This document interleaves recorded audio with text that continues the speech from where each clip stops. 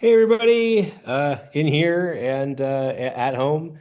Welcome to the first edition of The Joy of Coding here at Portland State University. I'm David Whitlock. I am the professor for this course. I'm here to help facilitate your learning for the next 8 weeks as we explore a number of topics in computer science, ranging from version control with Git through the Java programming language, learning to use APIs, doing all sorts of great stuff with code, including refactoring and mob programming, pair programming. Thanks for joining. I really appreciate everybody who signed up for the course. I think that we do something a little unique here, and I hope here at the outset you enjoy the experience. Um, Let's see here. Tonight will be primarily introductory in nature. I'll talk about the course itself. I'll introduce myself. Actually, I can got some slides for it. I don't usually don't walk through slides. This is sort of a first time thing. We'll talk about how you access the course content because as much as I love to hear the sound of my own voice, you'll be hearing it in other places. You don't need to listen. You need to listen to me talk to words on slides. Let's work together. Since we're all here meeting in real time to do some interesting stuff. So let's see here. I'm just going to minimize all this stuff. Nice. So here we are. So this is the joy of coding with Java and Android. This is an interesting course. So tonight is going to be the first the first introductory session. Like I said, it's going to be one of the few times that I'm lecturing at you. Normally, I'm either demonstrating something or we're having a conversation or you're working with others in some sort of group activity. But tonight, you got to listen to me talk to things. So we'll talk about the course itself and go through the syllabus. I'm also curious about your experiences with hybrid learning. I've found that every cohort of students that comes through has a slightly different set of experiences, a different set of expectations, and different learnings about what's been effective and ineffective for them.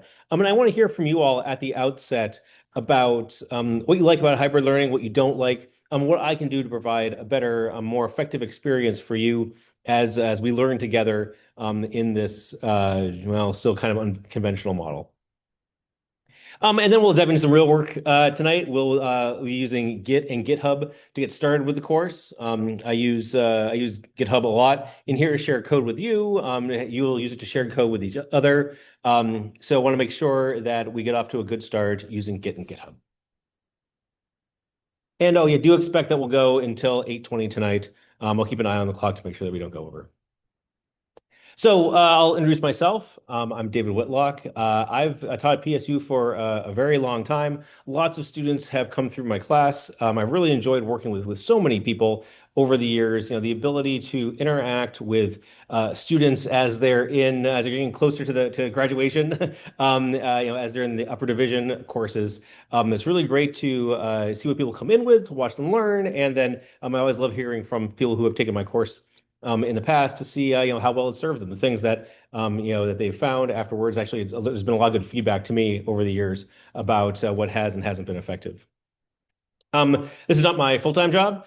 During the day, I'm a director of software engineering at a company called Fortra. We're the former Tripwire.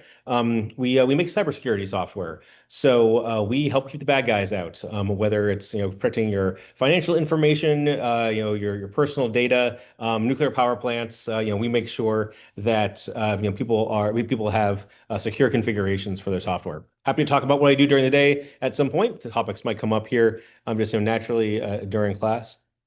But that's what I do. I've also been associated with Portland State, in particular the computer science department, outside of just teaching. I was a part of the steering committee for the PSEP internship program for a number of years. Tripwire was a founding member of PSEP, and I was again on the steering committee. Worked with Warren Harrison a ton, and a really great thing. I don't know if any of you are PSEP interns. But if you have the opportunity to get involved with that, I highly recommend it. It's great. So that's me. It's okay. I'm a person. I teach Java, and I'm really looking forward to working with you all this term. It's always a treat for me, something special to be able to interact with you all to help you explore these topics and share a little bit of what I've learned and then to watch you learn. It's always a great thing. And so we'll be exploring topics in here that I feel are related to contemporary software development. So this is how software development is done, outside of outside of Portland State and in real businesses like in real organizations like the one that I've been a part of. And I hope that what you find is that there are some things that can really bring joy and flow to your coding, so that it doesn't feel like such a chore. The course itself, like I said, I've been teaching for a long time, and every term is a little bit different. And so then things have changed a lot over the years, and I have to prioritize when I go back and update and stuff. So you'll see in some of the materials that it still refers to older incarnations of the course. The course has been called other things in the past, like contemporary software development or advanced programming with Java. And while there are things that I've taken out of the course over the years, there's been some things that have served us well, and that are still are still there. And so, yep, you'll see some references to old stuff. Don't worry, it's all relevant and it's all part of the course. Um, I've only been teaching twice a week. This is probably like my fourth or maybe fifth time. Um, for many years, I teach on Wednesday nights. It'd be like a 4 hour lecture. We're all pretty exhausted by the end. And I'm old now, and so like I find that like 2 sessions a week work way better for me. I do apologize if the pacing is awkward. I've gotten feedback over the years that some classes there's like, oh, a ton of stuff. Like tonight, if you feel, like I conveyed a lot of information, yeah, it's kind of on purpose. It's all startup stuff. Um, and then other times, we'll sort of get to 8 o'clock and it's like, oh, I guess we're done. Okay, let's go home. Nothing wrong with that. It's all about making sure that you are able to take in and understand the information that you see. But please let me know how it goes. Like I said, I'm here to facilitate your learning. I want to make sure that you are getting what you need and what you want out of the course material. And I'm well familiar with this stuff. And so then, boy, if you feel that I'm maybe going a little too fast, or maybe I'm dwelling on something that, of course, we covered this in another course, let me know.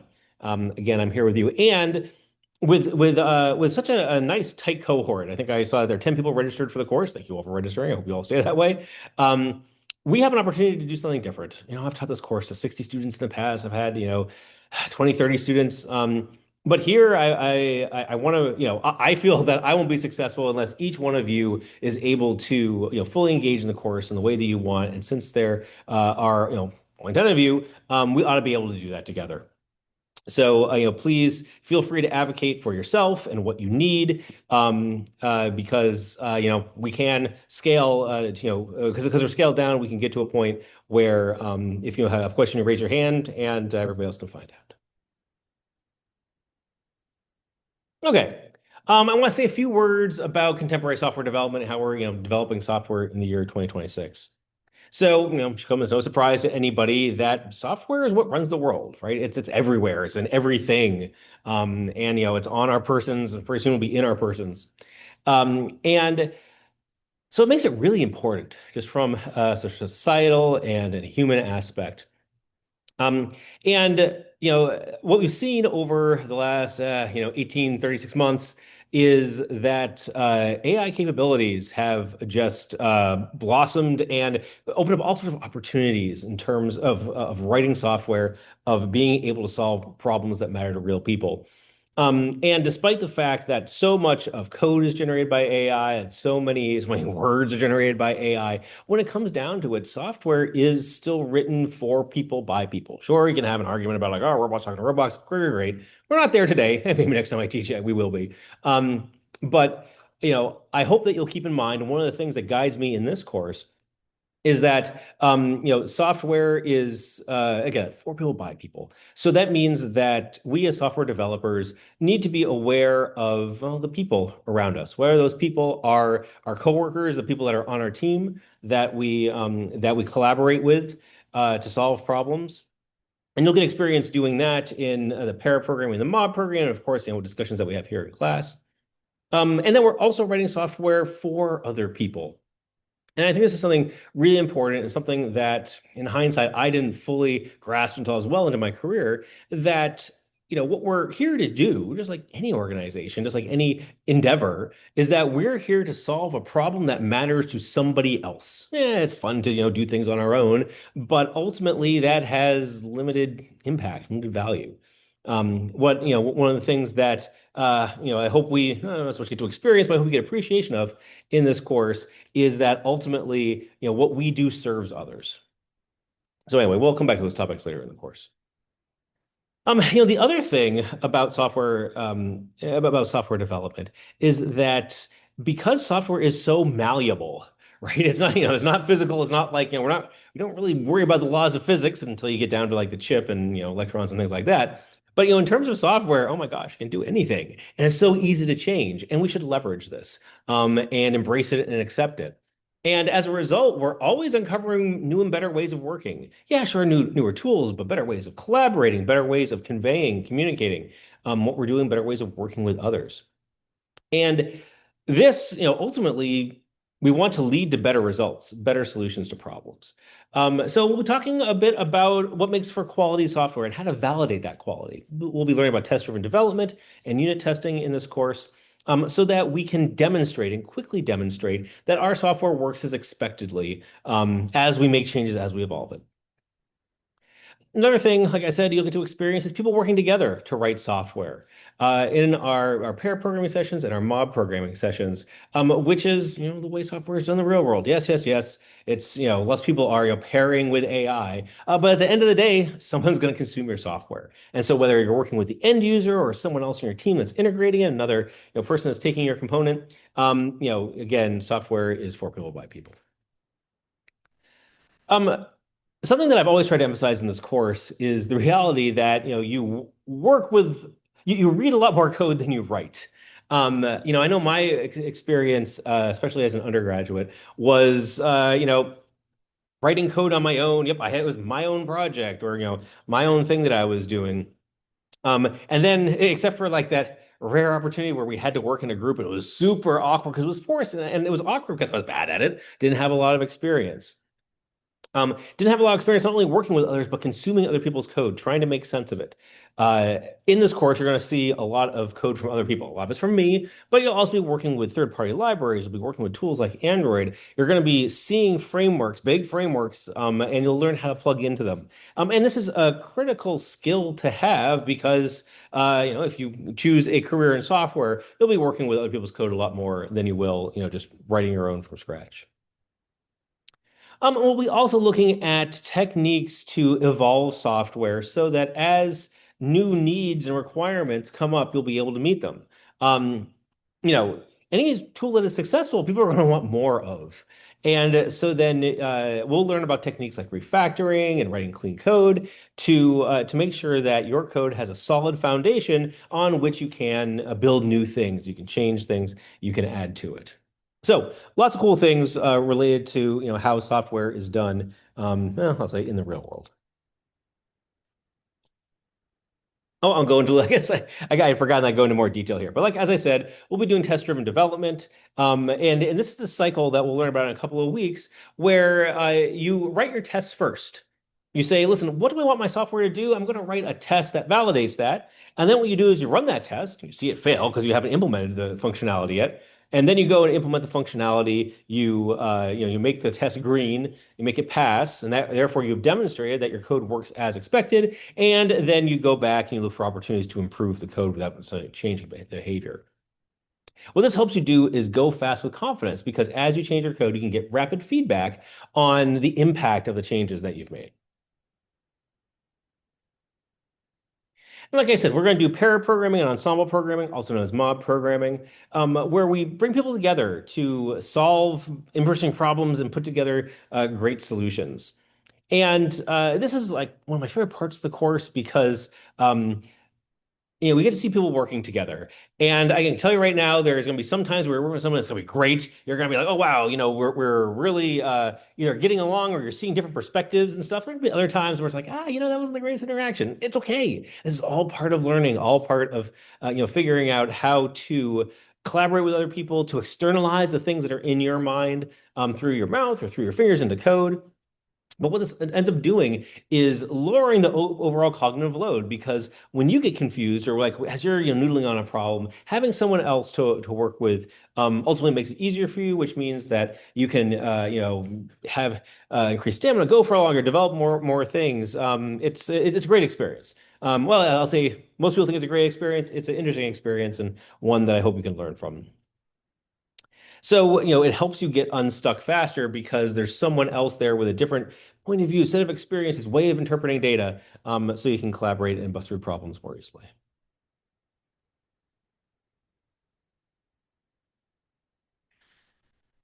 And like I said, we'll be looking at other people's code, and this is especially relevant, with so much open source software, which actually is, the majority of software is open source, is things that people have contributed. But it means that if you're going to really leverage other people's software, you have to know how to approach it. You have to know where to get started from it. You have to, know how to dive in to deal with it, work with it at the high level and at the low level. And we'll be seeing this in a number of ways. There is a huge set of libraries, APIs, application programming interfaces that come with the Java platform. We'll be using frameworks and tools like Jetty for doing web applications. We'll be using Android, which comes with a large API of its own, and tools for design and execution, things like that. And we'll also be learning about some coding patterns and some way of structuring your code and factoring your code so that it's easier to reuse and so that it looks more familiar to people. And then also, when it comes to the code that we write together in our mobbing, our pair pairing, we'll do a refactoring kata, things like that. We'll all be sharing it in Git, in GitHub, a distributed version control tool. And one of the pieces of feedback that I've gotten from students over the years is that, yeah, they might have known like how to, the basics about Git, but they hadn't really used it in a group setting. And people found to, get a better appreciation for the power of Git and what it's like when you are, swimming and playing the same sandbox as a bunch of other people.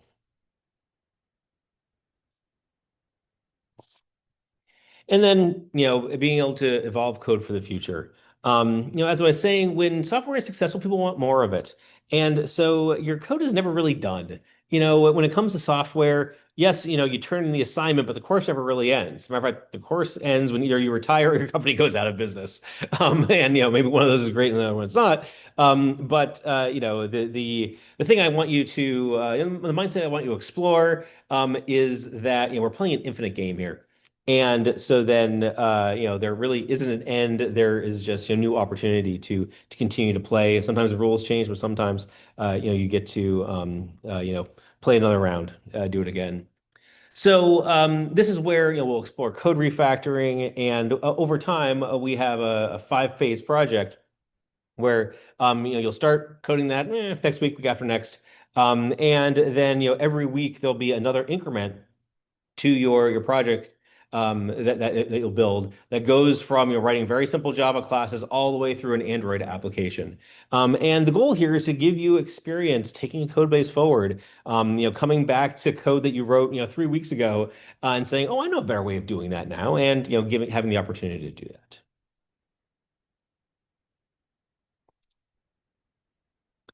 Now, in this course, we're going to use Java and Android. And let's see here.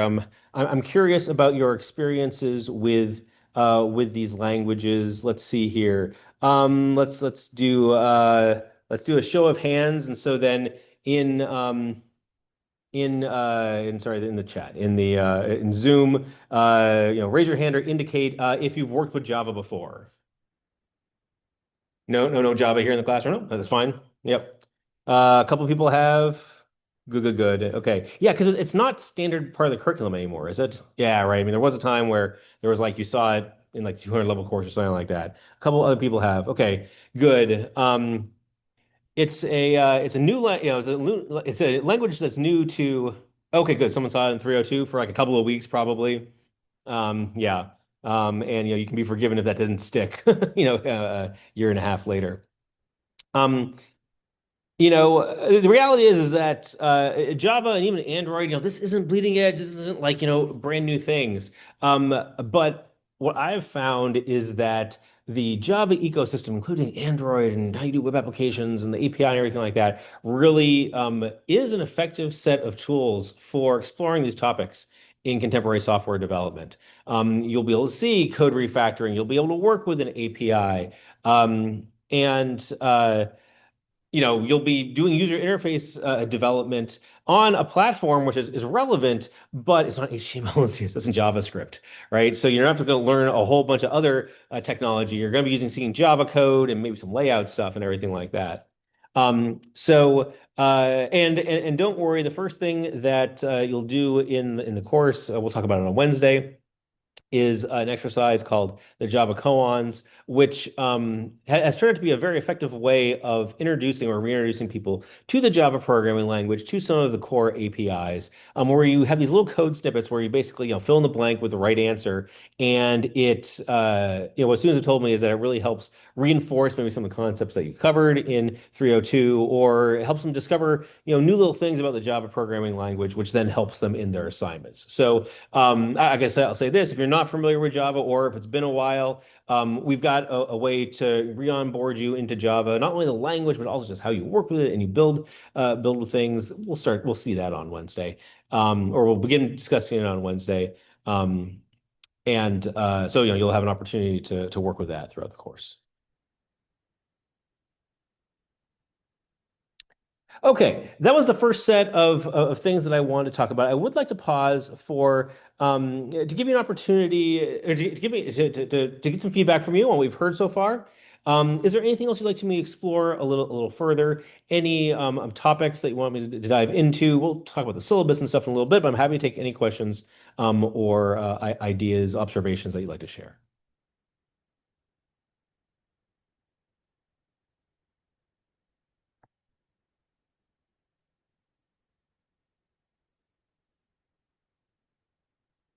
Everybody all good for now? Oh, cool. Nope, that's something in the chat. Do I have Windows compatible shell scripts? Um, Adam, in what context? If you wouldn't mind coming off mute. Oh yeah, so in the GitHub it's shell, and I'm just curious if you also have some like Right. The answer Windows is for those. Yep. scripts. For those scripts, no, and we'll see why in a little bit. The scripts that are in the Getting Started repository, which we'll start talking about tonight, those shell scripts are meant to be run on the PSU machines. I do that on purpose just to make sure that your environment is all set up on the PSU Linux machines. That's where I grade your homework. So as we'll see, like let's see here, tonight we'll run the survey program, for instance. And I only support running that on the PSU machines. There was a time where I tried to make it so the scripts would work on any machine, and it just didn't work out. People had just their own variations, or like, oh, it would work on Windows 11 but not Windows 22, or like, oh, I'm running, an unusual distribution of Linux. It's like, okay, no, we're just gonna to get started. We'll work on the PSU machines. So once things get kicked off, though, once you start doing Java development, you can do that on any machine that you like. As a matter of fact, it'll work probably better if you do it on your local laptop or your local development machine. We'll get into those details later, but to answer your question directly, the scripts that are in the Getting Started repository, with the exception of the mavenw.cmd, they're all shell scripts. They're all meant to be run once on the PSU Linux machine. Got it. Awesome. Thanks for asking. Anything else I can tell you before we move on?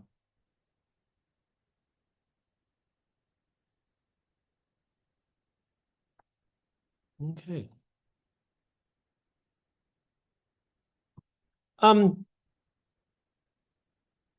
because one of the focuses of the course is on working with other people. I really realize I'm kind of awkward, but I would like to meet everybody. I saw everybody who was registered for the course, and I'm like, wow, this is a really cool group. I hope that we can all develop some amount of rapport with each other, even though, this is a hybrid course, and so we may not see each other in person very often.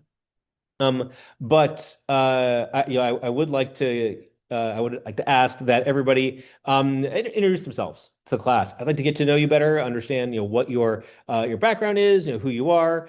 I'm really curious about what interests you about the course, what it is that you're hoping to get out of it, and just again, is there anything I can answer for you here at the outset? And so then, well, I'll call for volunteers first, and then once the people who volunteer go, I'll ask people to come off mute, either virtually or physically, and introduce themselves. But would anybody like to introduce themselves to the class first?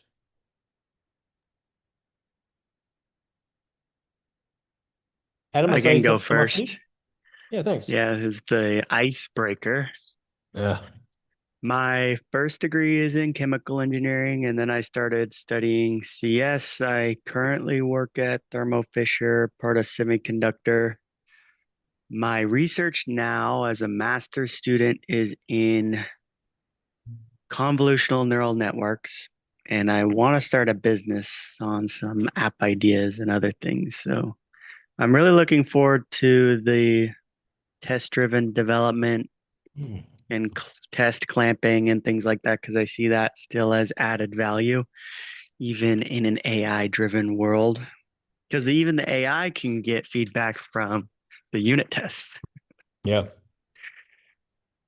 Excellent. Thanks, Adam. I appreciate you volunteering to be first. I appreciate the courage.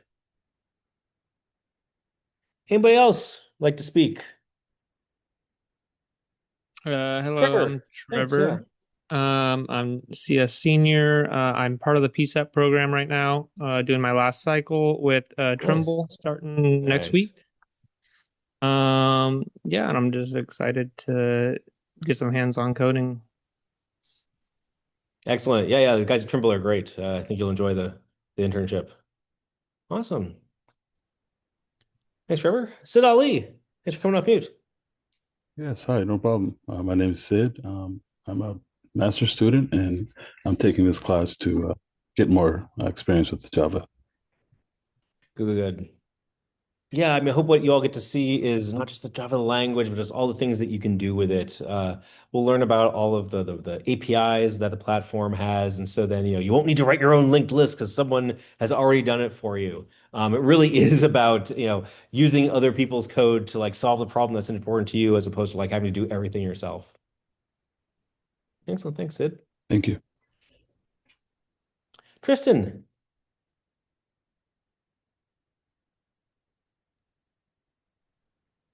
Oh, hey, Tristan. I see that you can't come off mute. You're not audible yet, though, so perhaps if you're speaking, your microphone is muted.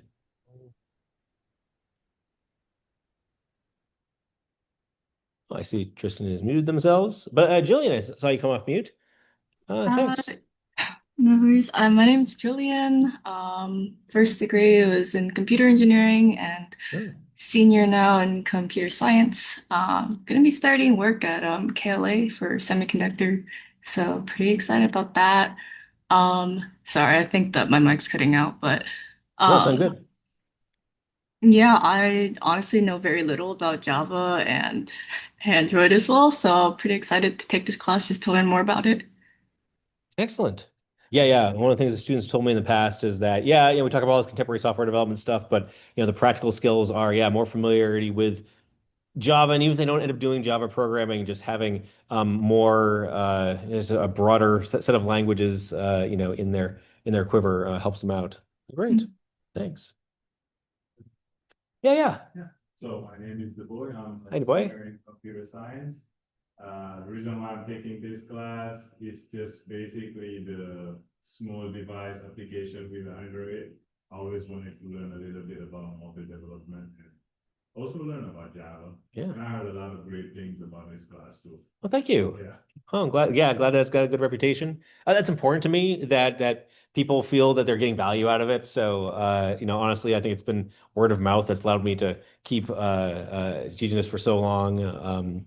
And yeah, in Android, it's not something that I think is really offered elsewhere in the curriculum. And even just to be clear, it's the final project. So, we're not going to start doing Android stuff until, well, if you look in the syllabus, probably like week 6 or something like that. Because there's a lot of foundation that you need to really understand and appreciate what Android gives you, and that is learning about the Java APIs and how to structure your code and doing good object-oriented programming. But by the time that you've built out your web application, you're familiar with how to write to files, you're familiar with how to structure your code to respond to button clicks, things like that. And so then that foundation then will let you focus on the cool stuff about Android in terms of making an application that's responsive and that is easy to use. Excellent. Yasmin. Um, Hi, my name is Yasmin. I'm a senior in computer science. And what interested me about the course was getting a new language under my belt. Also working with Android, I found that cool. And really just like learning new tools and new skills I can utilize in software development, hopefully. Excellent. Thanks so much. Let's see here. Yeah, Trevor, thanks for oh sorry, Tristan. Sorry. Tristan. Okay, yeah, once more with feeling. Let's see if the microphone's working. Well, yeah, can you hear me? Yes, sound good, You can thanks. hear me this time. Okay, good. Yeah, I just downloaded Arch Linux on my MacBook and it's been a week trying to get everything to work. So, Okay. um hi, I'm Tristan. I'm also a PSEP intern. I'm working at the Standard right now. I'm starting a new rotation at NetSpy next month, so that's going to be Mm. cool. Oh yeah. I have not. Well, I've done a little bit of Java programming in the past, but not like a crazy amount. So honestly, I just kind of want to flesh that out. I think I hear it's a very useful language, and yeah, just kind of want to expand on the things I don't know. So Excellent. Let's hear NetSpy. I think they're new to PSEP and say yeah, hi to yeah. Andrew for me. Yeah, we worked together at Tripwire for like a long, long time. Glad he's Oh, over there now. nice. Well, Awesome. Well, I think that is everybody. Hey, I really appreciate everybody just introducing themselves. I know that it can be awkward at times talking about yourself.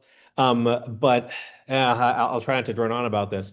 But the I think even more so with AI now, there is this just need for effective communication. And sorry about the lecture on this. This isn't what we're meant to talk about tonight. But anyway, at some point later in the course, I'd like to share my thoughts on the importance of being able to express yourself and externalize the things that are in your head into words, whether it's spoken, written, probably both. Yeah, Adam says join Toastmasters. Yeah.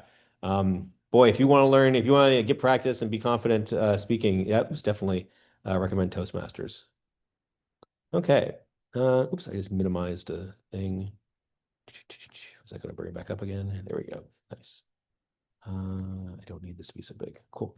Okay. Awesome. So that is everybody. So then let me just say a few more words about the class. Stuff over here. So, like I said, this is a hybrid class, as we can tell from tonight, right? Most people are online, and that's fine. So the class itself meets Mondays and Wednesdays from 6 p.m. to 8:20 p.m. here on campus. I'm going to be here on campus every week. For me, it just works better. It's got air conditioning, my house doesn't. And also, my family doesn't want to hear me lecture in the other room. So what we doing in class are in-class discussions. Mainly, there's an activity that either I perform in front of you or that we do together. I'll be demonstrating code and coding techniques to you. We'll be participating in mobbing and pairing. We'll have lots of opportunity for interaction, I hope. I've recorded all the lectures, so we'll talk about the website and how to access all this stuff in a little bit. But there isn't a textbook for you to read. This isn't the kind of course where you just start chapter one and go through. No, these are topics that I've selected over the years, and the course material is my own. And so then, well, I want to, but with our time together, I want it to be interactive. I'm not, here to talk to you. When I do want to talk to you directly, when I do want a one-way communication, that's all been recorded. That's up on YouTube. You can watch it when you want, at the speed that you want. You can go back and, find the topics that you want or repeat things that don't make sense. I want to work with you, when we're here together in person. I stream all the classes live on Zoom, so on most nights you can attend from wherever. And then I will post the recordings on my YouTube channel also. I found this works really well. It's super easy for me. And the feedback that I've gotten from students is that it does make it more convenient for them. Hey, listen, we all have lives. If there's a night that you can't make it, don't worry, the class will be recorded. If you get the call and need to duck out or whatever, again, you'll be able to review the recording later. But please do review the recordings for the class that you missed. There's, important information. Some of the things that you'll see, actually, most of the things that you see in class will be very relevant to your projects. If you look at the online schedule, the way I have it is that Monday is the remote day and Wednesday is the in-person day. In practice, there's really only 3 Wednesdays where you absolutely must be here, meaning that there really isn't a viable remote option. The first one's going to be on Wednesday, July 8th. That's going to be the in-person pair programming activity. Please adjust your schedules so that you can make it here in person. The second required time that you'll need to be in person is for the mobbing session, the first mob programming session. That's on Wednesday, July 29th. Again, mark your calendars. And then also your in-person attendance is required for the final exam. Those are the 3 times that I request your presence. There will not be, again, a remote option for participation or consuming the class material. But otherwise, you're all adults.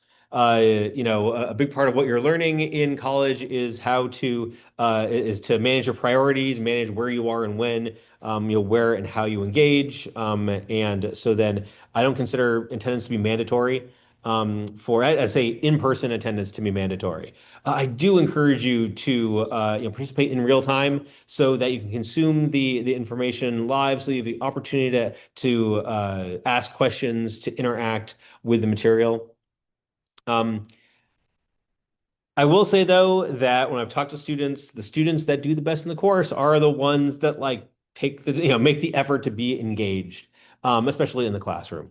So, again, I think you'll have a better experience. I think you'll learn more out of it. If you are here, if we get to interact in person, if I get to see your face, things like that. But again, how you prioritize your time is up to you. You're adults. You're all paying good money for this, and I want to make sure you get your money's worth.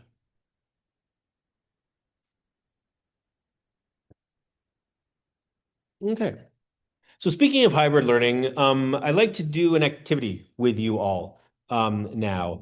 Uh, you know, Hybrid learning, I think you all have a lot more experience with it than I do. And I want to hear about those experiences so that I can learn from what you've learned, and so that I can make sure that this class is doing the most effective things for all of you. So how are we doing on time? 6:37? Okay, this will be good. Um, I put together a Google Doc and I will post it here in the chat shortly. And let's see, here is the chat. And I think it's also on the Canvas announcement. So you should all have that. And Deboye, are you able to find it? You found it? Great, it's also on Canvas. Awesome, cool. So what I like to do is then called the 1, 2, 4 all exercise. Where we start out. Oh, sorry. Let me explain what this is all about first. I'll make that a little bit bigger. Oh, there we go. Easier to read now.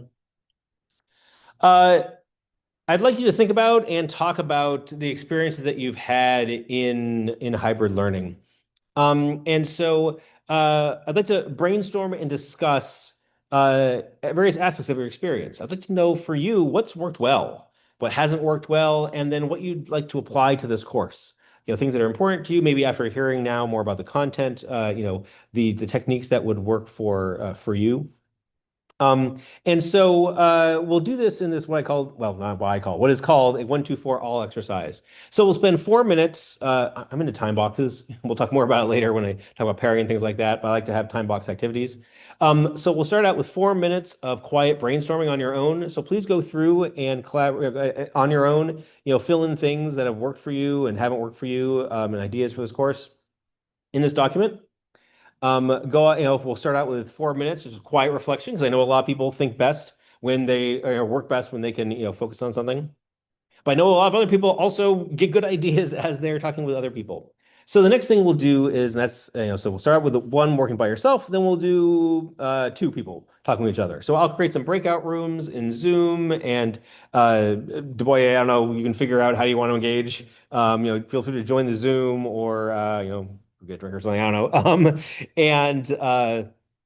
And so 4 minutes of then sharing your ideas with one other person. So this will be, a quick little thing where you say, oh, here are my things. Oh, here, you have a quick discussion there.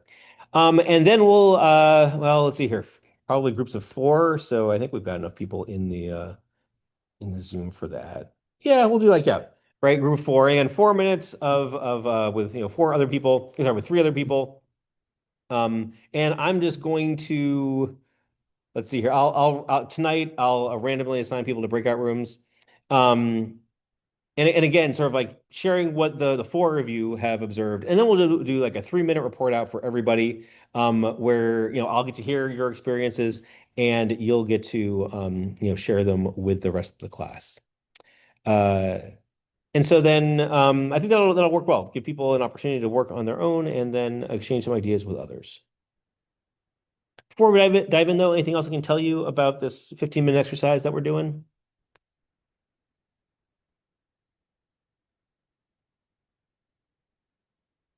Okay, excellent. So let's start out with 4 minutes of quiet brainstorming on your own to populate some ideas in the spreadsheet.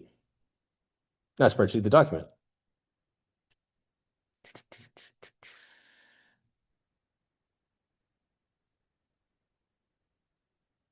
I'm gonna pause the recording. Don't need to record this part.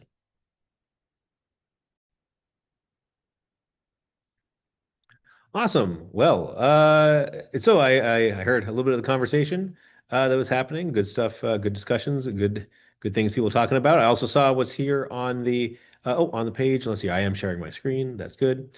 Let's just I'll put 4 minutes on the clock, and I'm really curious to hear in your own words sort of what you found, each group. And so let's see here. Let's just start out with room one, which was Adam, Deboye, Sid, and Trevor. What did you find? What are some of the things that you found worked well for the people in your group? Well, David, I don't think we had any opposition to remote learning. And actually, well, maybe remote learning advocates.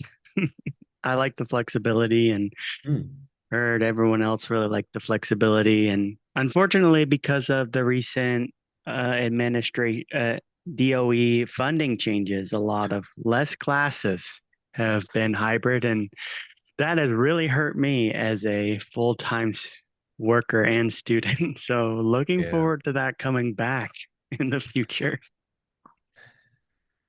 Yeah, it is interesting how sort of like the bigger forces outside of us can impact what was available from the university. Thanks, Adam. Other people in room one have thoughts that they'd like to share on maybe some things that haven't worked or some ideas for the course that they have.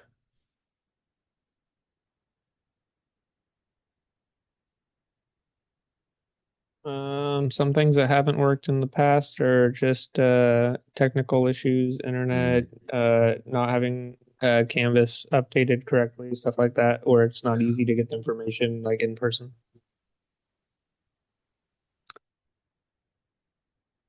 Yeah, so I'm looking at this list here. I'm curious about like what you think of how I use Canvas.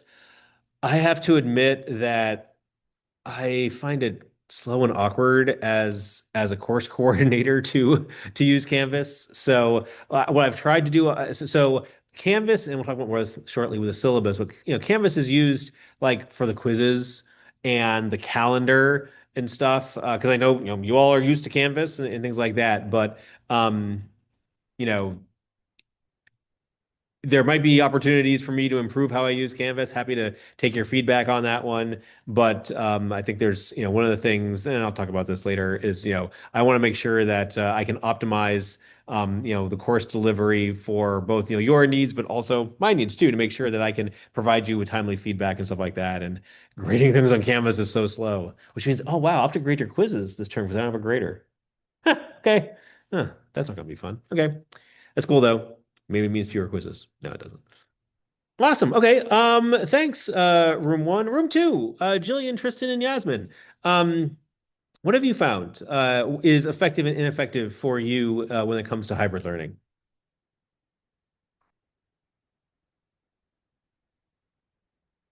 Yeah, I know some of the things we talked about, like a lot of them were already on the list, but I agreed with my roommates that just having the flexibility of being able to be online, but also still having scheduled meet times just for the accountability as well as being able to interact and talk with other students, I felt was important. Um, I think not having the like recordings or sometimes when it's a little bit more confusing or vague through the lectures, I think hasn't worked, especially for remote learning, because you're not able to, I guess, ask as many clarifying questions in the moment, especially if there aren't scheduled meet times. So Yeah, boy, yeah, I mean, I guess what did they call it? Was it fully remote or whatever, or, asynchronous learning? I can't imagine doing that as a student. Yeah, that would not work for me. I guess maybe I'm somebody who sort of needs the structure or the cadence that you have with meeting. Excellent. Other other comments from room two that you'd like to share? I saw a couple of thumbs ups from Yasmin. Tristan? Yeah. I mean, I agree with Jillian on the things that she said. I was actually asking them about, if they had to be in school during COVID because I was fortunate enough to not.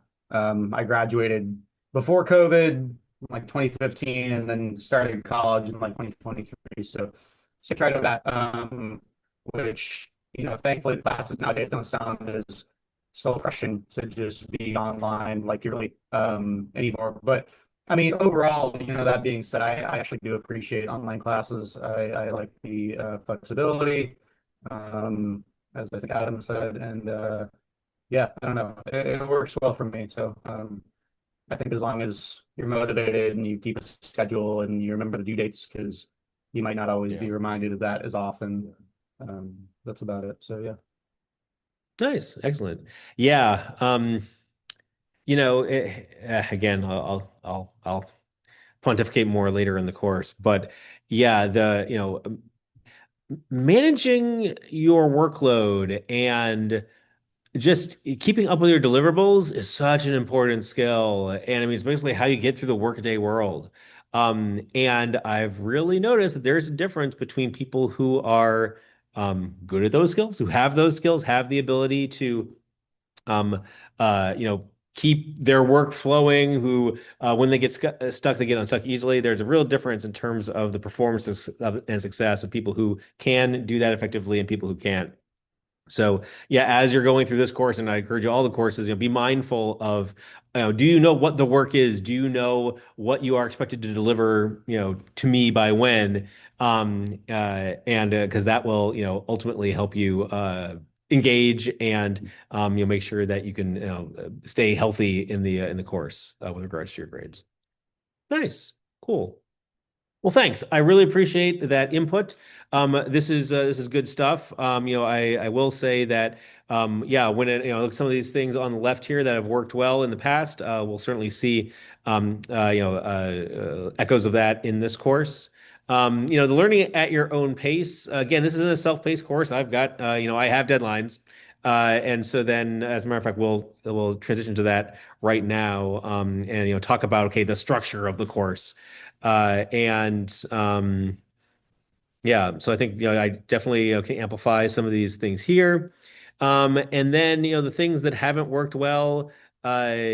Yeah, and so then I think this is why I like the hybrid format. You will have opportunities to, be in class with other people. Everybody's got to come in those 3 times, and of course, you may come in at any time. I love to see people, and if you're like, hey, either it works out for you, or it's like, oh boy, maybe this term there's less distractions at home or wherever you're taking the class from. Yep, you've always got a place here where it's air conditioned, safe, and internet that works. Because if it doesn't work, there's no class because I won't be able to teach.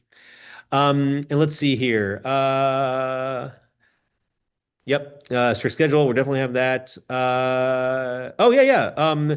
Yeah, the assignments are released now. I don't think maybe something like Canvas. The quizzes aren't all released on day one, but certainly the material and the assignments are. Now, the risk there is that, hey, if you jump ahead, you might miss something, or, there might be some background that I haven't shared yet. And so that, you run a little bit of a risk of maybe doing work that ends up needing to be redone or is ultimately wasteful. But, if you do jump ahead, reach out to me first, just to make sure that, we can sync up on what the expectations are so that you're clear. Don't want anybody wasting their time. Sure, you can talk about lessons learned there and stuff, but let's make sure that, we're being as effective and efficient as possible. Sweet. Really appreciate you sharing that stuff with everybody today. Good deal. Okay, next up, let's see here. Yep, let's talk about the syllabus for a little bit.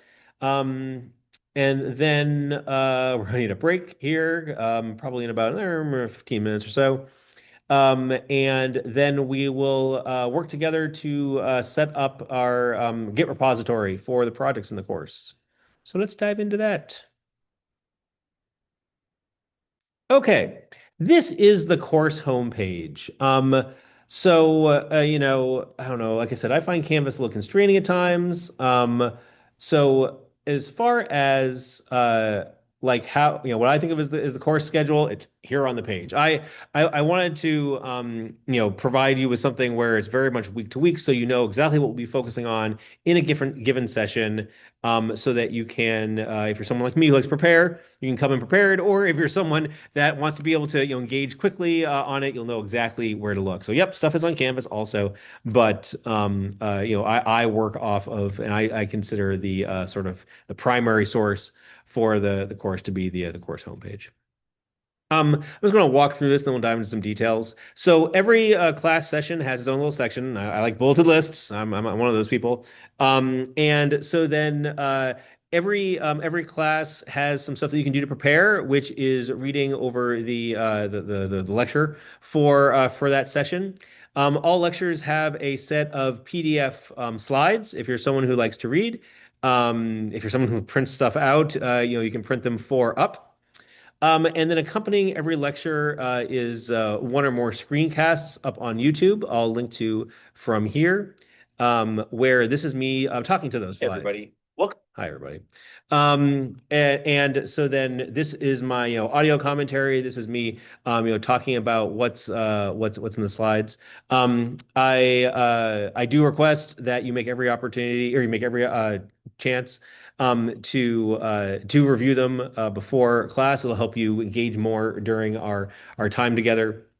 Although you can also be forgiven if you haven't prepared for tonight. It is the first night. So it talks about what will be covered in class. If there are any handouts that we'll discuss. Handouts. It's kind of an old term, but I think you know what I mean. And then some other references for you to follow up on. On Wednesday, we'll get our first assignment, which will be the Java koan. So those are also mentioned here on the course website, and in Canvas.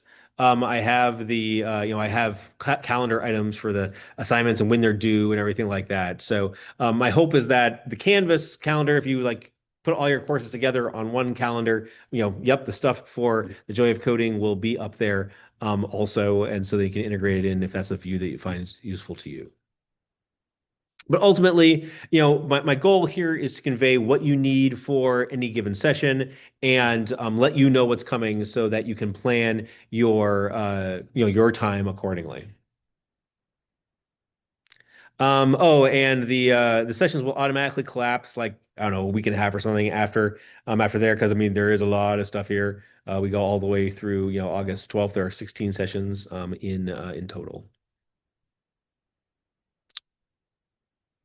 Oh yeah, and there's also sort of, some stuff if you want to listen to like some really old podcasts that I made about the slides.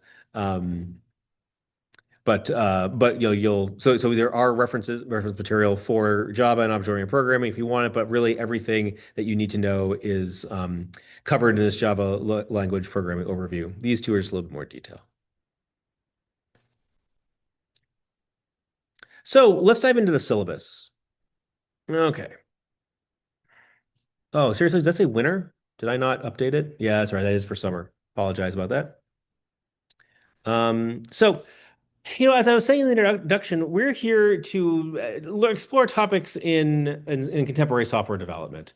And so then we'll do a lot of things in this course, but the whole idea is to learn some things that are done in practice that are applied every day by millions of software developers all over the world.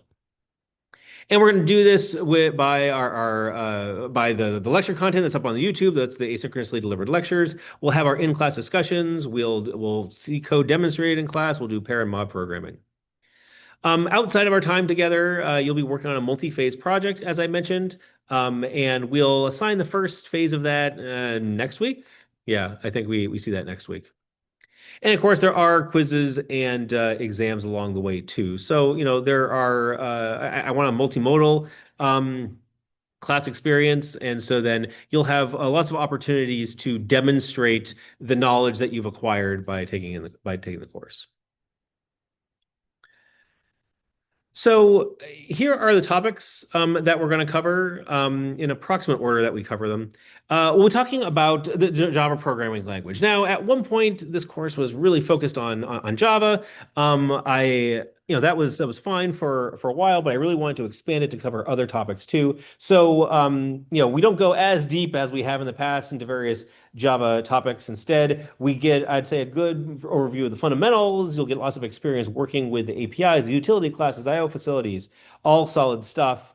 But then we do so much more. We'll talk about unit testing. We'll talk about test-driven development. We'll learn about the Maven build system for building more complex projects, because the code that you see in this course, especially when we start doing the REST API and Android, it's much more complex than some of the code that you might have seen in your other courses. And then, towards the goal of having people work together to deliver awesome results, we will do pair programming and ensemble programming. And we'll also look at code refactoring. Refactoring is all about taking code that works today and making it easier to extend in the future, making it easier to read, making it more internally consistent, making it so that it's more extensible. And we'll have a fun activity. I think it's fun. We'll have a cool activity later in the term where we look at some really like ugly code. And trust me, I mean, you'll make your skin crawl. And we'll improve it. We'll look for ways to make it better, to apply refactorings to get rid of those code smells. We'll also learn about web application development, and you'll develop a REST API for your project. And so we'll do some client-server programming. That's always an interesting challenge because it's a whole different dimension. Now you've got two programs talking to each other. And we'll talk about some more, I'd say, advanced topics in software development, things like the dependency injection design pattern, and also using mocks to test your code. This is a particular way of structuring your code so that it can be tested more easily and more cheaply. So we'll talk about that later. And of course, Android. So then, we end the course, sort of course culminates in developing an Android application for your project. So lots of awesome stuff to be covered. It's admittedly, quite a bit for an 8-week course. Hope you feel like you get your money's worth. But just be prepared. The feedback that I got from students is that it's doable, but it is a lot. You gotta stay on top of things and just keep organized and keep on top of things. Grading, always important. I want you to understand how your grade is determined. The largest portion of your grade is determined by the multi-phase projects that you build. And there are 5 projects that added up constitute 60% of your grade. So 60 out of the 100 points that you get. This is a programming intensive course for undergrads. And so then, yep, the programming that you do on your own accounts for the largest percent of the plurality, I'll say, of your grade. There are also quizzes, about one every week. The lowest of those grades will be dropped. So you have 7 quizzes that count, and they're each worth 3%. So that's 21% of your grade. Those are administered on Canvas. The quizzes open up the quizzes are open for a week, and then they're due right before class. All of the work, with the exception of something called the plans of attack, which we'll talk about in a couple weeks, work is due before class. And that is because I want you to attend in class. So at 6 p.m. on Wednesdays, sorry, they're doing before class on Wednesdays. So Wednesdays at 6 p.m., I don't want you working on your projects. I don't want you working on your quizzes. I want you in class. If you're gonna engage in class, please. So that's the deal with the quizzes. There's also 2 what I call reflections on pair programming and mob programming. That's each worth 3% of your grade. And so then this is basically this is how I assess your acquisition of knowledge in the pairing and mobbing activities. So we'll talk more about the details later, but the whole idea is that I want you to participate in pairing and participate in mobbing, and then write about it and a brief reflection, right? A paragraph or 2 about what you've experienced pairing and mobbing. There are this term. There are 2 opportunities to pair, 2 opportunities to mob. The first one is that required time where you're here to be there in person, be in the classroom in person. The second opportunity, if you choose so, you may participate remotely. Remote pairing and remote mobbing are valid. It's a thing that can be done. It might be interesting to compare and contrast. But I want everybody to be able to experience pairing and mobbing for the first time in person. It'll help you, understand, it'll help you get it. And then optionally for the second pairing activity, you may, participate remotely. And each of those reflections are submitted as a Canvas quiz. And finally, the final exam is worth 12%. So, I mean, it's important to note that really 12% is not much of a grade.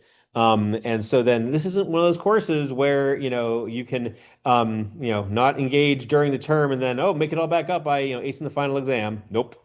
Of course, if you didn't do the work during the term, you're not going to get a good grade on the final exam anyway. To just beware as you're, approaching the course, you got to start engaging, and the engagement starts tonight. Oh yeah, again, class projects and quizzes are due before class. They're not due at midnight, so it's not the default time in Canvas. It's due before class. I do that very much on purpose. When it comes to submitting your projects, you have 2 late days to use at any time during the term. Hey, listen, something comes up and you're not able to get done by Wednesday. Yep. You can use one of your late days for that. My policy is that one project may also be resubmitted for regrading within a week of the original grading. Hey, if you get it back and you're like, oh, I fundamentally misunderstood a requirement, all the test cases failed. Yep, I don't want that to penalize your grade too much. So you got one chance to resubmit it.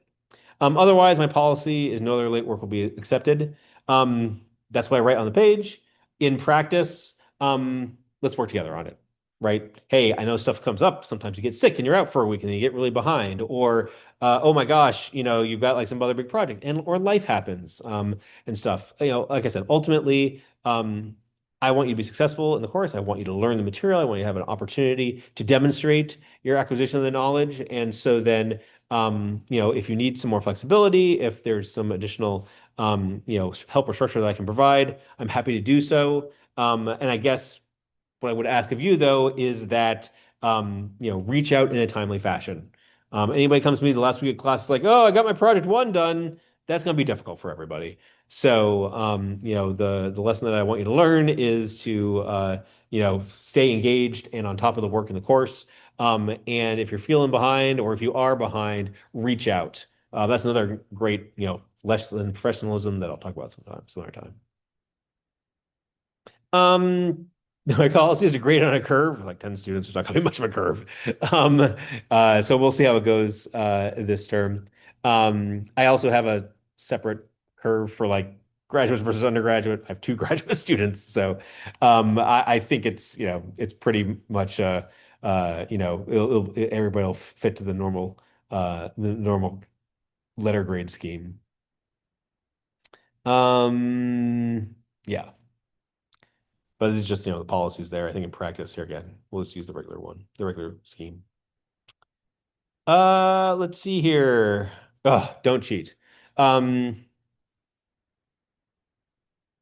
So I actually there's been very little software plagiarism in this course for quite some time. There was a time where there has been some cheating, but I think you all get it, right? And Hellfire and Brimstone, don't cheat. And like it's really well, I say I use tools to detect software plagiarism. It'll if you go and add comments or change names, it'll figure it out. But don't submit somebody else's work as your own. So don't copy somebody else's work. When it comes to using online resources, do not do them, do not consult online resources when taking the quizzes. I offer quizzes on Canvas as a convenience to you, and in return, I expect that is your own work. If I don't want to have to bring everybody into class to sit in front of a piece of paper and and scrawl in your probably handwriting that's almost as bad as mine. Right. I don't want to make people do that, but I need to make sure. But my job is to evaluate and assess your work. And so then, I'm not there to look over your shoulder, but don't consult online resources or really any other materials, textbooks or tech or whatever, when taking the quizzes. That being said, hey, if you're, working with someone or hey there, we'll talk about the Slack channel, ask questions there, drop pictures. Collaboration is good. Just don't look like people's code for your individual projects. We do have lots of opportunities to code with other people in this class. And to be clear, of course, the mobbing and the pairing, yeah, you look at other people's code then, but just not for the individual projects. And also, don't put your code in a public GitHub repository. And if you happen to come across someone else's GitHub repository as public, please don't look at it. Don't put your code out there for everybody to see. And of course, if you have a question or concern, it's like, oh, geez, I did that or we had this conversation, just reach out. We'll talk about it. If it's an honest mistake, or like, so you accidentally came across somebody else's code, sure, let's talk about it. But please admit it. It's good character, it's good ethics. The official statement is on there. I hate that I have to go into so much detail here, but I feel I have to have a legal disclaimer here about like don't cheat. Now, another question that comes up is AI coding assistance. And I'm game, but I want to know about it. I want to understand, and this is something that actually I want to touch on in a couple places in the course, because AI coding assistants are real and they're helpful, and I use them all the time. It's great stuff, but one of the things that I don't have a good feeling for is like what the student experience is like. Is like with an AI coding assistant. So if if it's something that you want to use for your projects, okay, but let me know. I want to talk about it, and so maybe I should. It's probably a little too late now, but I want to know if you're using it. And I need to figure out exactly where to put it in the curriculum. But I do hope that we have an opportunity to use some coding assistance ourselves, because I think it'll be a good teacher for you to get feedback on your work, to have it solve a problem, then compare and contrast your solution with AI solution. Before I go into all the miscellany, any questions or any feedback, any observations, things you'd like to share about what we've covered so far?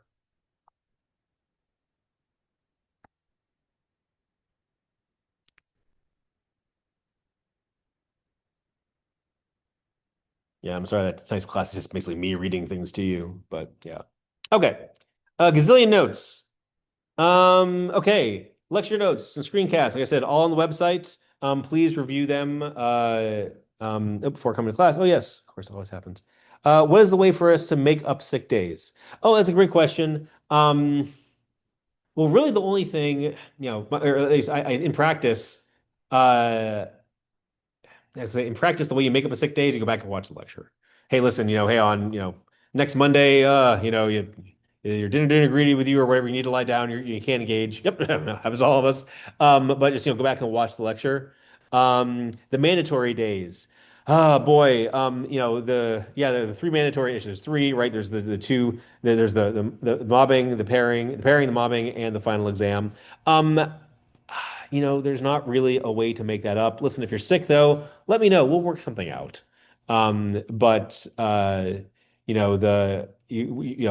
for instance, hey, if you are sick or not able to attend, and by the way, yeah, don't come to campus, don't come to class if you are sick, especially if you're contagious with something or aren't feeling up to it. What I've done in the past is for the people who can't, who like are sick. So not like, oh, I forgot to reschedule my pickleball game or whatever. That's not a good excuse. But hey, for someone who gets sick, luckily there are two opportunities to do mobbing and pairing, and so it's like, well, if you can't make the first one in person, please come to the second one in person. That's sort of the first rule.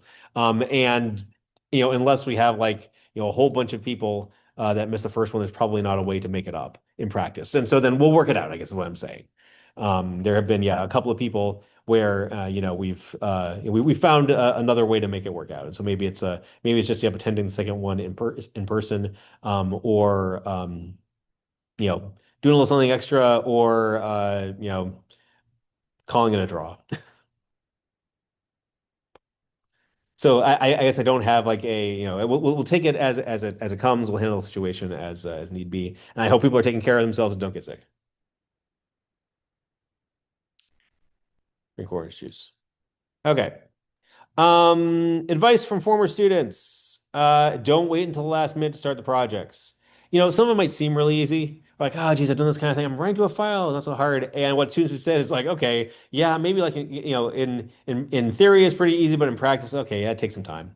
And so then, again, what students have told me is that, wow, this course you learn a lot about time management, which is my way of saying, yes, you're learning how to prioritize things. Things for this class, things for other class, things for life. Really important skills to have. And this is a senior level course. This is a course for graduate students. Yep, there's a bunch of stuff in here. And if you're also taking other programming intensive courses, drop those courses and stay in this one. No, make sure that you're that you're setting yourself up for success in what you're doing this summer. I know how hard you all work, and this isn't supposed to be easy. This is we want to make sure that what we are preparing people for is building the strength and the muscles, having the experience in in an environment where it's safe to make mistakes. Because you want to make the mistakes now and not when the mistake might cost you your job and your livelihood and your ability to provide food and clothing and shelter for yourself and others. Code documentation, we'll see in a little bit. Sorry, a little later on in the course, how I want you to document your code. But again, conveying your ideas in writing in English is a really important skill to have. Please ask questions. There's no shame in it. It sounds cliche, but we've all been there. Someone asked the question and you didn't ask the question, but you're so relieved that someone else did because you had the same one. So I really appreciate it when people ask questions. It's good feedback for me on what I'm conveying in terms of what's clear and what's not. I provide you with a lot of code. There's code that's mentioned in the lectures. There's code that's on my GitHub repository. The code is accessible to you. Go play with them, evolve with them. It's a learning tool. That's why I show you so much code. I found it's a really good way to learn how to code, which is to read the code of others. Office hours are held the hour before class on Zoom, I guess, and by appointment. Also, I should probably say that too. And so then, yep, I'll be here on campus a little bit early. Feel free to meet. I might be here if there's no class before this one. I'll be here in the classroom. Otherwise, I'll be in one of the common areas. Stop by. Happy to work in person, but also be on Zoom if you want to do it that way. There is so when it comes to real-time communication, again, I don't like Canvas. for this. And so then there's a Slack channel for the course. It's called The Joy of Coding, and it's in that CS Slack workspace that I hope people have access to. If you don't, I'll get you hooked up with that. There is a link on the course's homepage to get started. Um, let's see here. Now, if you've got a question about your grades or something personal, or it's like, hey, listen, I'm not going to be there, or you've got right. There are certain things where, it's not appropriate to share with everybody else. Anything personal or anything discreet. Yep. Feel free to do that. Otherwise, though, use the public channel for all our questions. If you've got a question about the project, or if you've got a question about, hey, how do you do this in Java? That kind of thing. Please ask in the public channel. I'm probably just going to repost it there anyway. And also because I want everybody to benefit from the answers. And also, you're more likely to get your question answered faster by your peers because the reality is I work during the day, so I can check in with you all first thing in my morning. Well, you're probably still asleep, and then later in the afternoon or evening. And so then you'll get a faster response if it's in a public channel, or people can participate in the conversation. And also, if you report an issue, please be specific in your communication. This is something that is a little bit of a pet peeve of mine because I feel it wastes people's time. Someone's like, "Oh, I tried it and it didn't work." Well, what the hell are you talking about? So instead, say, "Hey, when I did this, I expected to see this, but instead I got that." This is another one of those great professional skills to being able to explain the situation that you're seeing, what you expected and what you didn't expect. If you provide that kind of context, you're much more likely to get a good answer, the right answer the first time. Let's see here. If you want to get in touch with me via email, you can use either whitlock@cs.pdx.edu. That still works for me. Otherwise, my Odin account is whitlowcd. You'll see email from me from my Gmail also. And feel free to use that for the class also. I have a Grader account that I use to send out emails with the results of your project and things like that. Sometimes it's marked as spam. So if you see an announcement from me like, hey, your projects are graded and you didn't see a grade expected one, check your junk folder for information about those kind of grades. As I said, the course's webpage is the authoritative source. I've tried to keep everything in Canvas up to date. If there's a question, please ask it and I will clarify. And when it comes to submitting, we're not going to go into details tonight. In a couple classes, we'll see the submit.sh script.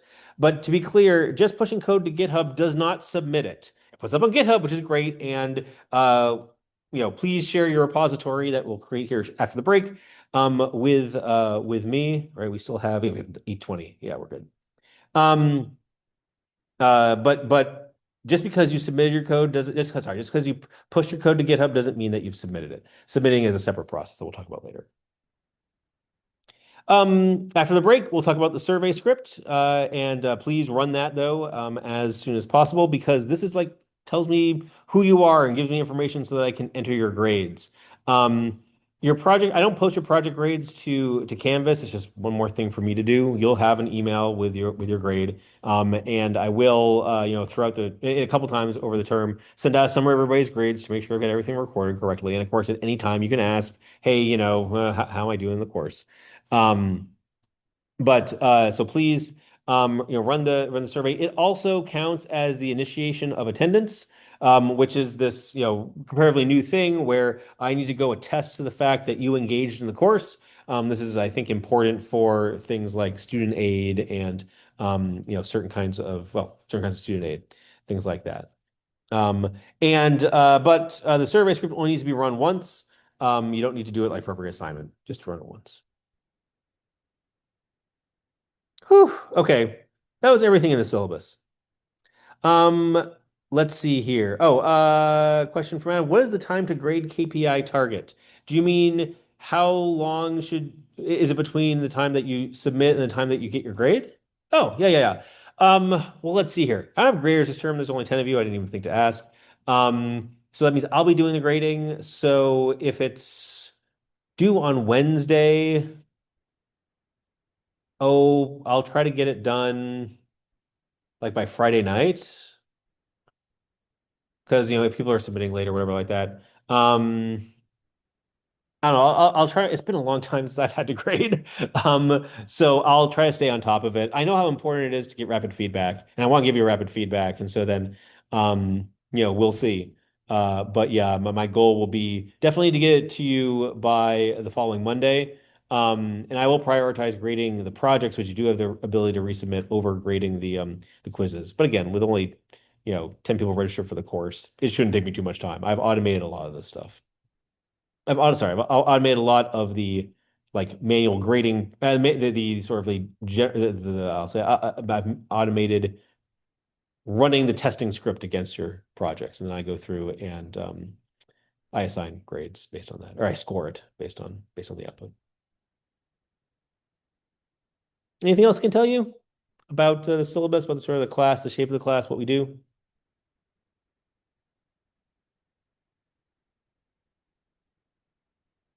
Okay. Whew. Okay. Moving along, slog. I usually try to go for an hour and a half without a break, but I did. So cool. Excellent. Let's take 10 minutes, sort of catch our breath, look at something else other than your screen for a little bit, get up and walk around. If you've been sedentary, I'm going to go get a drink of water myself. I'll see you back at 7:45.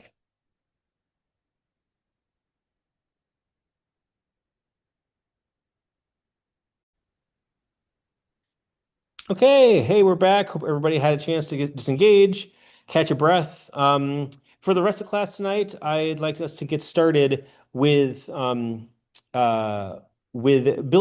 the Git repository, the GitHub repository that you'll be adding your code to in this course. So let's see here. Another poll, show of hands. Who here has worked with Git before? The Git command line tool. Good. Yeah, good. I think just pretty much everybody. Okay, good, good, good. So what I'm going to do tonight, I'm going to assume that you sort of know a couple of the Git commands that you're familiar with. Oh, sorry, I guess so. Git, yes. GitHub also. Have you all worked with GitHub? You sort of understand what it is, having a repository out there in the cloud. Couple thumbs up. Okay, yeah, most everybody. Okay, good. So hopefully that means you have GitHub accounts and have the ability to access them. What I'm going to walk through now is how to get started with the course, and so then that's here in the Getting Started repository. So I like GitHub. I put my stuff up on GitHub, so I'm going to post this here. Here is the repository for getting started. So like I said, I have a whole bunch of code that you reuse, and I have this getting started repository, which is called a template repository in in GitHub that you can use to really get started, to bootstrap yourself with this course. It gives you the ability to create the skeletons for all of the projects. It gives you the ability to submit your code. It starts out as pretty simple, and so you start out with this. It gives you, again, a running start to then interact with the rest of the course. It has a very healthy README that I encourage you to read over time. We'll use this as a guide for our adventures tonight. And then later on, we'll talk about submitting. We'll talk about using a debugger, things like that.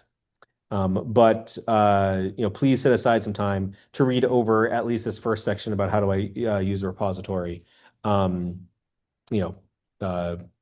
this week. So the first thing that I'm going to do is I'm going to, well, actually, let me just walk through it. Okay. So I use Git. I'll make it a little bigger. Putting source code under version control is important for a lot of reasons. You'll experience it in several ways in this course.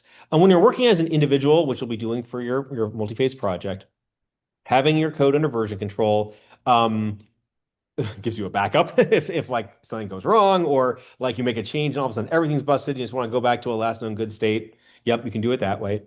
And it also gives you the ability to move code between machines confidently. So the whole idea is that, with your repository in GitHub, you can have a local copy on either on your development machine and another one on the PSU machine. And so as you are developing things, you can commit the changes to Git, push them up to GitHub, and then at the appropriate time pull those changes from GitHub onto the CS Department Linux machine and test it out there locally. And we'll be seeing that shortly. In order to do this, you'll need the Git tool on your local development machine.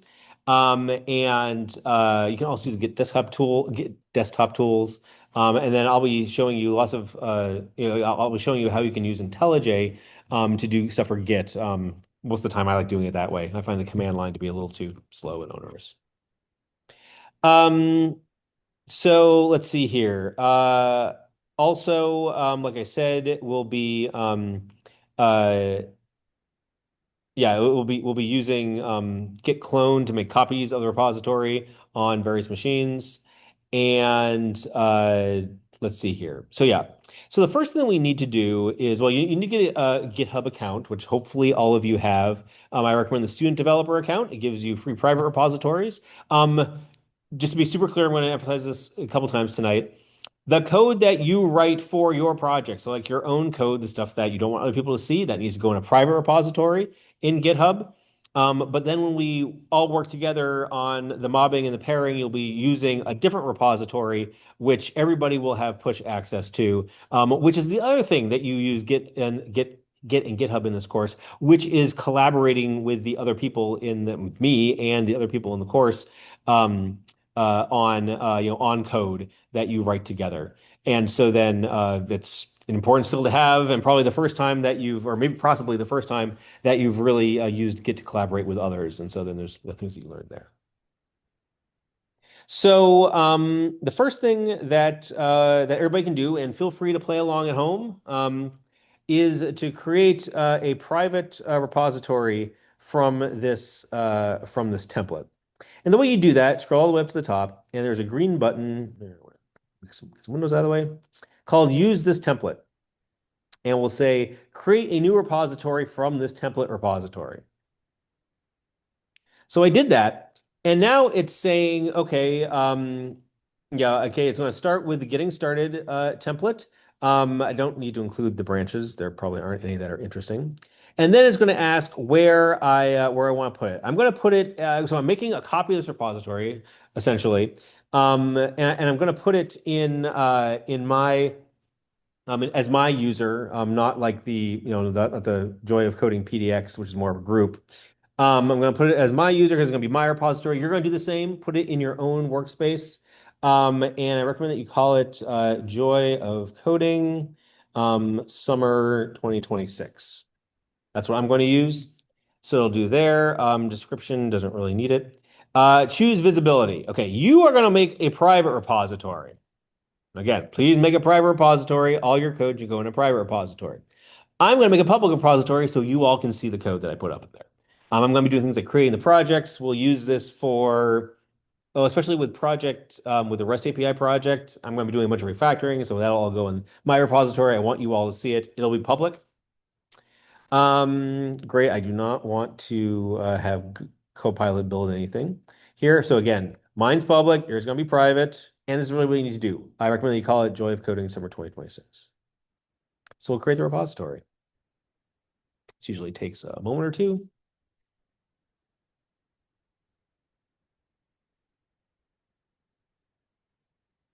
Great.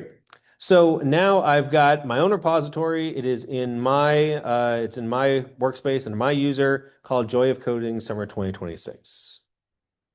And it's got all of the same files as the template, and it's got a copy of the README too. So you can use this as the README. Just want to pause here for anybody playing along at home. Were you able to accomplish this first step of making a copy of the repository? Or rather, did you encounter any issues while making the copy of the repository?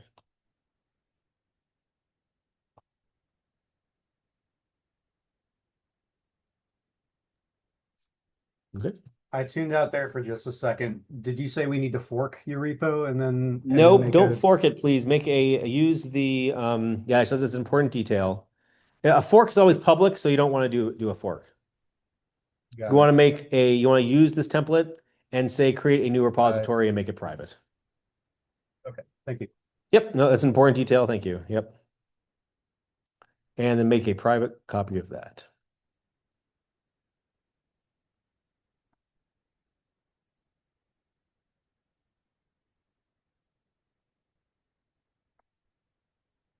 Okay, now I'll go forward again to my repository. And actually I'm going to open up the README in another window here. Yeah. Again, make it private. I highly encourage you to make me a collaborator on your repository. This has actually been very helpful to me and very, very helpful to the students. Because when you encounter a problem, hey, let's say, say you post something about it, I can go in and see your code, and it's like, oh yeah, oops, this thing with Maven's wrong, or oh hey, you need to do this also. I can put up pull requests on your repository. So please do so. It is optional, but it'll be better for everybody, especially you, if you make me a collaborator on your private repository. And then that lets us, talk about your code more easily.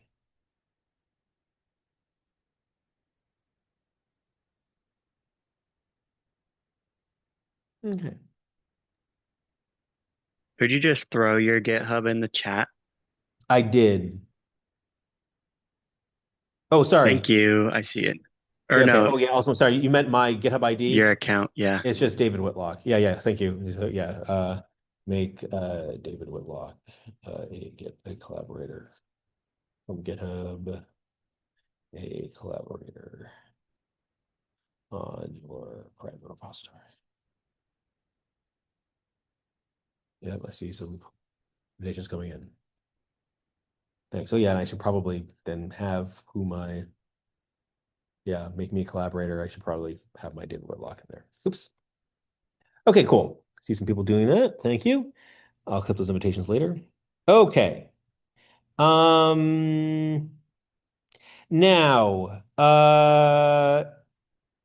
in order for this course, you'll need a Java development kit. And oh yeah, I don't have. Oh yeah, here we go.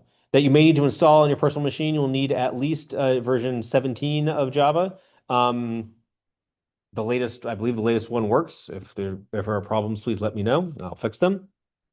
But you'll need a recent Java development kit. Very shortly, we'll be turning to the PSU, the MKEX Linux machines. Has everybody worked with the Linux machines before? This is the linux.ccs.pdx.edu or Babbage or like those machines and things like that. So those are very important to the course. We need to make sure that you've got an active account and things like that. So good. I'm seeing some thumbs up there. So good. I'm glad people have that. If you don't, reach out to the cat to get yourself access. Because I'm gonna just start over there now. So I'm going to log in to sorry. Yeah, I'll SSH. Yep. Yeah, I'll SSH is me. So I'm SSH'd into one of the Linux machines. This is what am I on? I'm on Ruby. Okay. Linux.cecs.pdx.edu is a cluster. And so then it'll put you on one of the machines. I'm on Ruby this time. What I want to do first is I want to make a clone of my GitHub repository. So the repository exists on GitHub. I want to make basically a copy of that local copy of that repository that has a reference back up to the remote one here on my PSU machine. You'll need to do this also so that you can run those shell scripts. I keep my Git stuff organized in a Git directory, and then I have a directory called me. And now I'll make the clone here. I'm going to clone this repository. So again, clone the Joy of Coding Summer 2026 repository by using the clone. I use SSH keys. You can also use HTTPS. Honestly, I find SSH keys the easiest to use. There are some, let's see here. Where do I? Somewhere in here. Oh, I passed it already. Yeah, up here. I talk about, how to use Git and there are some links for using SSH keys or personal access tokens. You can't use your username and password anymore with HTTPS. Haven't been able to for quite a while, so I'm guessing that you guys already have other ways of authenticating. So we should be able to make a clone here. Sorry, I'll just go and do that again. Go into the code drop down here, and then choose. I use SSH, and then I copy the URL to the clipboard. And so I want to do a git clone of my repository there.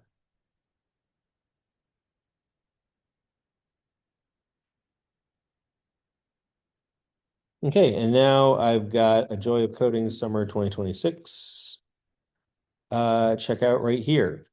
So as you can see, these are the same files that are listed here in GitHub. And if I do a git log, we'll see that it has like one revision that was, created just now for my repository. Okay, so now I've got a copy of my code.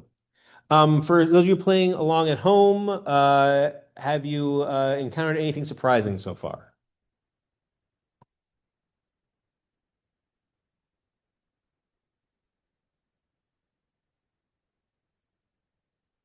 Yeah, it's perfectly okay if you're just watching now. We'll catch up later. It's pretty important. Tristan, I saw you come off mic. Mute, sorry. Yeah, I was just doing the survey and it asked if it wanted to record my GitHub username of Joy of Coding PDX. And then I finished and it said GitHub username Joy of Coding PDX. Like that's not my GitHub Yeah. username. So did you make a clone of your repository or my repository? What did you make? It was your repository. I bet, yeah, very common problem, yeah. Because right, Yeah. I'm glad you caught that. So yeah, so then be sure that when you do your clone, it's got your username in it. Oh, there's right up here again, right? It should have, your username and not the Joy of Coding PDX. Okay. Thanks. Because you won't be able to push back to Joy of Coding PDX. Nice. So just delete the checkout that you made and then make a clone of the Joy of Coding Summer 2026 repository that you created. Nice. Thanks for asking that. And Tristan was one step ahead. He was running the submit script, which is what we'll do next. Now, again, let's see here, not the submit script, sorry, the survey script. Oops, where is that? There we go. The configuration myself. Okay. So as I said briefly before, there is this survey script that I'd like you to run first thing. And what this does is it gathers some information about yourself. So it tells me who you are and what your email address is and things like that. And what the survey script does is it asks you for some information, then it sends an email to the grader, and it sends that information to the grader in an email. And then this forms the basis of my own gradebook tool that I use to keep track of your grades, but also it plays into the system that I have for extracting your submissions and sending you, the reports of your grades and things like that. Because it does things like interacts with, because it sends email, because it has to interact with SMTP server, things like that, it must be executed on the PSU machines. It's also a good test just to make sure that your Java environment works on the PSU machines. So the first thing we're gonna do is run the survey script. Okay, and it says, great, I'm running on Ruby, and yes, the jar file is there. We're running Java 21, that is fine. And it's asking you some questions. So let's see here. My name is David, my last name is Whitlock. My nickname, sure, call me Dave, whatever. My Unix login is Whitlock. This is used to when you create a project, we'll see that on Wednesday. Yeah, we'll see it on Wednesday. you use your Unix ID just as a way of identifying you. Email address, it's got to be an at pdx.cdu, so whitlowcd.pdx.edu. Major, you can put whatever you want. I'll say I'm an undergraduate. And then it'll ask, is it okay to record your GitHub username? And I need this information so that I can add you to the repository that I'll create for mobbing and pairing. This saves us a step on the mobbing and pairing night. This gives you the ability to push to that repository. I'll make you a collaborator on it. So unless like you really don't want me to know and want to figure something else out, just please say yes. It'll be easiest. And then a couple of questions. What do I hope to learn in the joy of coding? I'm just going to say a lot. You can tell me whatever. And there's anything else you want to tell me? Nope. But there might be other things you want to tell me. Stuff like that. And so then that's the end of the survey program. And it saves a file called me.xml. Oh, sorry. It created a file me.xml and then it asks for some verification. We're going to say yes. That is the information that I want to submit. And then it emails that information off to the grader, and you're copied on that email so that you can see it. And that's it. And that email, and that file that it sends me is this me.xml. And this basically has all the information that you entered. But this is also, again, what I use internally to keep track of your grades. So that me.xml file is pretty important. It's used for the other creation scripts. And so then, I ask that you commit it to GitHub using these commands. So say git add me.xml. So add it to the repository. And then I'm just going to copy this stuff because I'm lazy. Then you can commit that change. And now you push it up to GitHub.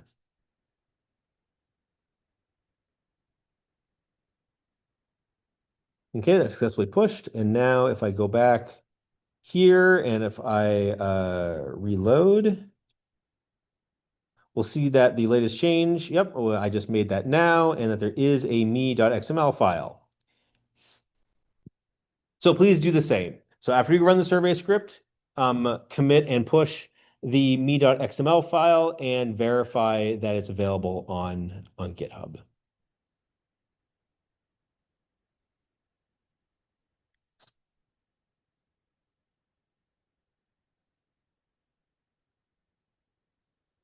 So how's that going for people? So far, are things working as expected? Are there things that you've encountered that are maybe a little head scratching or something you'd like me to expand upon a little bit more?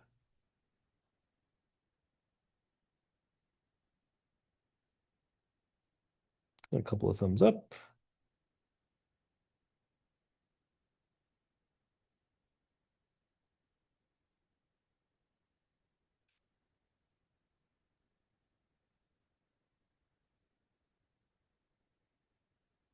Okay.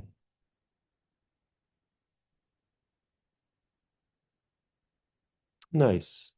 Well, I hope this matches some of the experiences that you've had before with GitHub. We'll be using Git and GitHub a lot in this class. You'll be building some strength and some familiarity with the tools. Git is one of the most ubiquitous pieces of software that professional software developers use, ubiquitous tools that software developers use. And the reason it's so ubiquitous is because it works. It's one of the most solid pieces of software, and you can do some really complex things with it. I would say that in this course you'll get a solid introduction to it.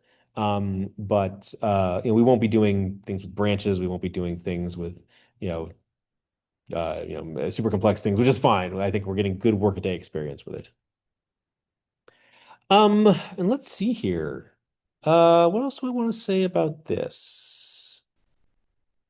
Since we have a couple of minutes, we can experiment with a create student project. Actually, you know what? No. What we'll do instead is if you want to create the student project, you can, but it's not required by any means. Let's just take a look at what'll be up next for Wednesday. Make it a little bigger. So let's see here. Yeah, so that's all the stuff that I wanted to cover. If you need help with GitHub, you can get it there to get started as a student. If you need access to the PSU Linux machines, go to the cat to learn how to get that access and request that access. Let's take a moment to get a preview of what's coming day after tomorrow. So again, today this was sorry, I'm reading slides to you. I'm like, walking through the syllabus, all sort of, typical day one stuff. Wednesday, we will start looking at code.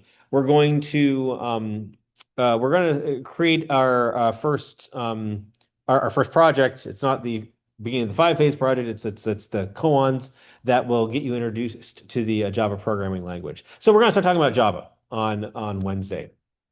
And what we're going to do is we are going to create a skeleton for the koans, and the koans are just these little code snippets where you sort of fill in the blank and say, great, when you do this thing in Java, here's the answer that I should expect. It's really an effective way to learn about the programming language in small chunks.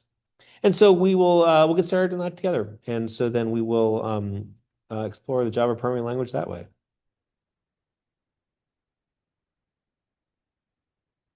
That's all I got for tonight. Anything else I can tell you? So is there anything that you heard tonight that you'd like me to expand upon a little bit? Anything you want me to reiterate just to make sure that everybody has a good understanding of what the course is all about, what to expect over the coming 8 weeks as we all work together to explore the joy of coding?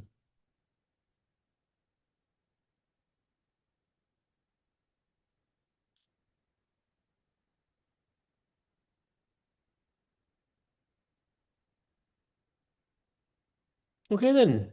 Hearing nothing, let's call it an evening. Thank you all very much for attending tonight, for participating. It was great to meet all of you, many of you virtually. Thanks for participating in the discussion about your experiences with hybrid learning. That'll help inform how I approach the course. And I look forward to seeing you all again, whether you're here in person or whether you're remote, on Wednesday when we really get to dive into the Java programming language. I'll see you then. Have a great night, everybody.